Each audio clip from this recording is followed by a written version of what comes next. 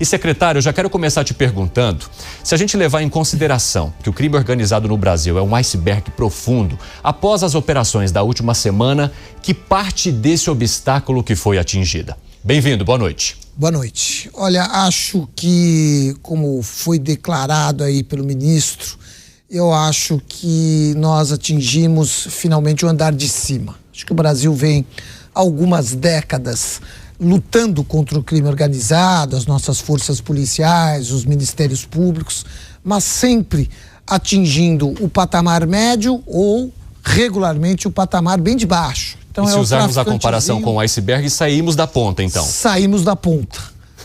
Saímos da ponta, levando em conta o iceberg. A gente estava na pontinha.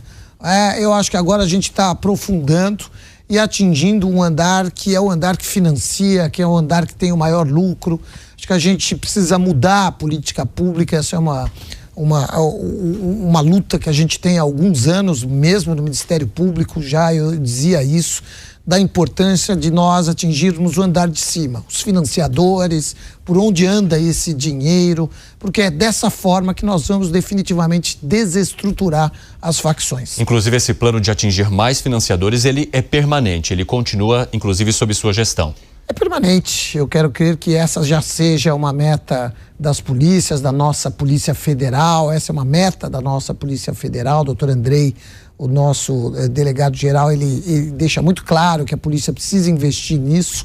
As FICOS, que são as forças integradas da PF, trabalhando diretamente com os ministérios públicos, com as polícias dos estados, elas têm também focado nessa questão da estrutura financeira do crime em todo o Brasil, de maneira que é um caminho sem volta e que nós acreditamos trará resultados aí a médio prazo muito significativos nessa verdadeira luta contra o crime organizado. Já vamos abrir o debate, vai lá, David de Tarso. Boa noite, bem-vindo. Boa noite a todos. Bom, acho que a primeira pergunta, é a que baliza os últimos acontecimentos em relação à possibilidade de vazamento da operação, porque a gente teve 14 mandados de prisão expedidos, dos mais de 350 de busca e apreensão, e 8 pessoas conseguiram fugir das forças de segurança. Então, de que forma que estão as tratativas para tentar identificar se houve esse vazamento de fato e quais são os agentes envolvidos? Essa investigação paralela, secretário.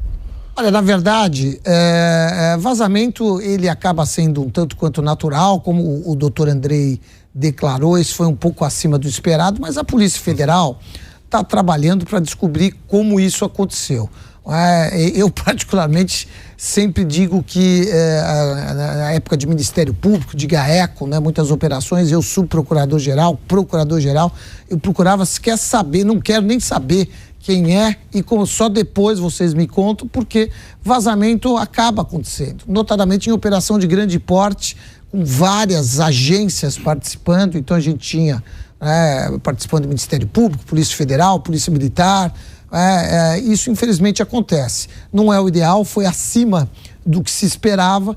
Essas investigações estão sendo feitas pela Polícia Federal. Eu confesso que não tenho informações, também nem quero ter, mantendo a sua tradição. Mantendo a minha tradição. Mas o trabalho está sendo feito, é natural, mas não podia ser nesse patamar. Surpreendeu até o doutor Andrei, o diretor da Polícia Federal, como ele mesmo mencionou. Valmir Salaro quer perguntar sobre isso? Vai lá, por favor, seja muito bem-vindo, boa noite. Eu que agradeço o convite, boa noite, secretário. O senhor falando que conseguiu-se atingir o andar de cima, mas no andar de baixo ou no meio policial, quer dizer, existem inimigos. Esses inimigos que estão dentro da polícia, dentro do Ministério Público ou dentro de um outro departamento de Estado que passam informações para os criminosos, não colocam em risco a vida dos policiais e dos promotores que estão à frente de uma operação como essa? Essa é uma constante. Na verdade, a gente tem que estar sempre muito atento para essa realidade, porque a infiltração ela está em todos os segmentos. Então, nós precisamos andar sempre com os olhos muito abertos e essas investigações haverão de, em algum momento, alcançar também essas pessoas. Então, é muito importante, a gente sabe, o crime organizado, além de ser transnacional hoje, ele está infiltrado na sociedade civil, infiltrado em alguns segmentos econômicos, de maneira que eles estão ao nosso lado. Eu gosto sempre de dizer, às vezes ele mora na mesma rua, no mesmo prédio, no mesmo condomínio, os filhos estudam muitas vezes na mesma escola que os nossos e tudo mais.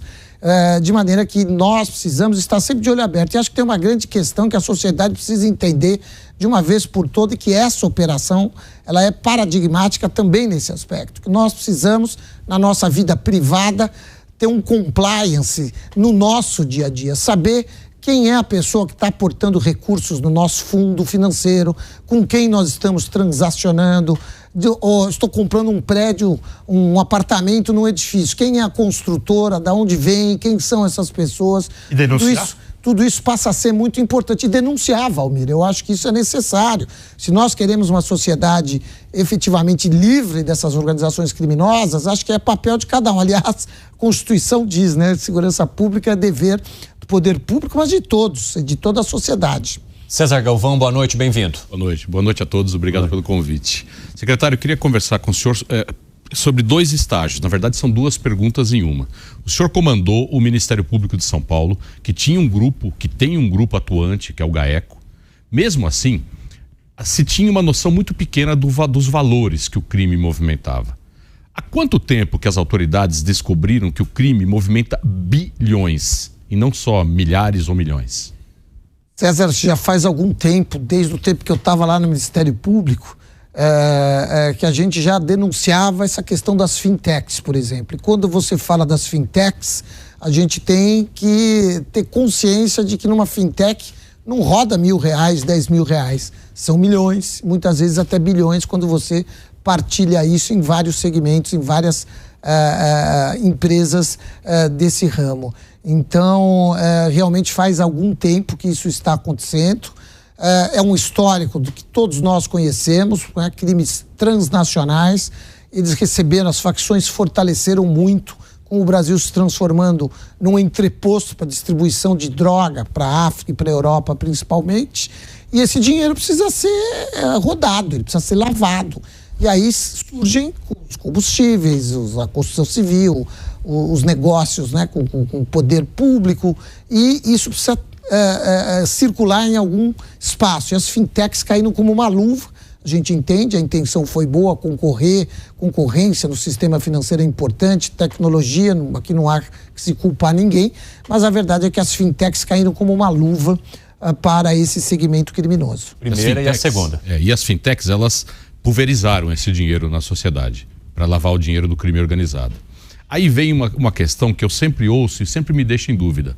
Esses recursos que já foram identificados do crime, eles estão bloqueados ou sequestrados? Porque tem um hiato aí entre o bloqueio e o sequestro. Acho que o secretário podia explicar o que é o sequestro e o que é o bloqueio. Não, existem hoje mecanismos, né? Quando está sequestrado, ele já fica à disposição da justiça.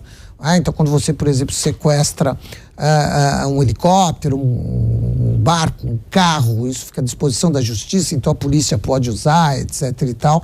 O bloqueio, ele fica lá parado e assim por diante. Quando a gente fala em recursos, o bloqueio e o sequestro praticamente é a mesma coisa, porque você não vai poder usar o dinheiro. Uma operação com esse valor. Mas o problema do bloqueio talvez seja a defesa do crime conseguir liberar esse dinheiro novamente. O sequestro também, né? Você pode, ao final, como já aconteceu algumas vezes, se o processo, se houver absolvição, anulação e tudo mais, se libera.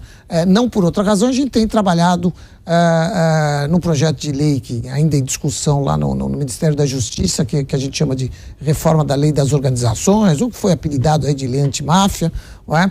A gente tem trabalhado também essa questão de medidas cautelares mais efetivas, que a gente espera apresentar uma proposta ao presidente da República, e a gente tem a expectativa de que isso vá ao Congresso Nacional. Isso precisa ser rápido e a gente precisa ter a disposição muito rápida desses recursos. Precisa ir logo para as polícias poderem usar, para as forças, para os ministérios públicos, Polícia Federal, Polícia Civil, Polícia Militar.